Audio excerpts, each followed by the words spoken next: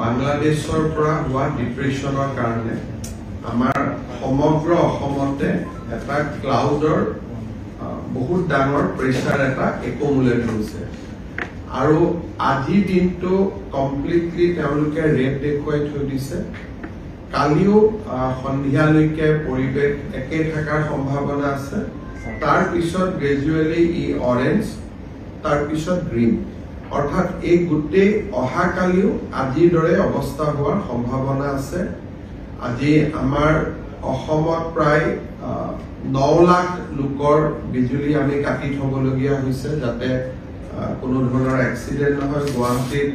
100টা transformer আমি বন্ধ কৰি থবলগীয়া হৈছে গতিকে গোটেইখিনি চালে মই ভাবো যে পৰিৱেশটো আজি আৰু কালি জটিল হৈ থাকিব দুটা বিশেষ আমি কাম কৰিব খুজিছো অহাকালিৰ দিনটো আমি আমাৰ ৰাজ্য চৰকাৰৰ কৰ্মচাৰীসকলক আমি স্পেচিয়েল কেজুৱেল লিভ দিছো যিসকলৰ কোৱাৰ্টাৰৰ লগতে অফিচ তেওঁলোকে অফিচ কৰিব কিন্তু যিসকলে দূৰৰ পৰা আহিব লাগে তেওঁলোকে অফিচ কৰাৰ প্ৰয়োজন নাই কিন্তু যিসকলৰ কোৱাৰ্টাৰ আৰু অফিচ একে তেওঁলোকে ডেফিনেটলি অফিচ কৰিব আৰু যি দূৰৰ পৰা আহিব লাগে তেওঁলোকে অফিচ কৰাৰ প্ৰয়োজন নাই শনিবাৰে প্ৰাইভেট স্কুল নাথাকে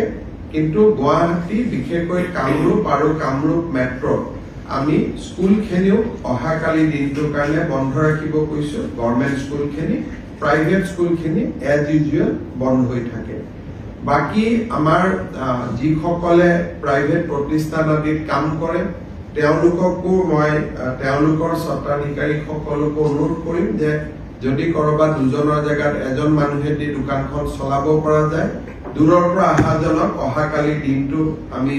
ছুটি দিলে বেয়া নহয় কিন্তু আমি চৰকাৰৰ পৰা সেইটো অৰ্ডাৰ কৰিব খোজা নাই তেওঁলোকে নিজে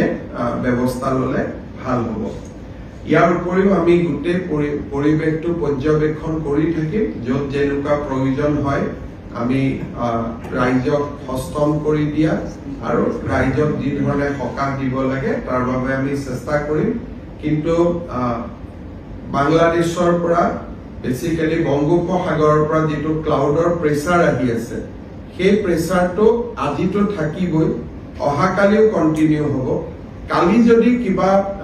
ৰিভাইজ প্ৰেডিকচন কৰে আমি ডেফিনেটলি আপোনালোকক অৱগত কৰিম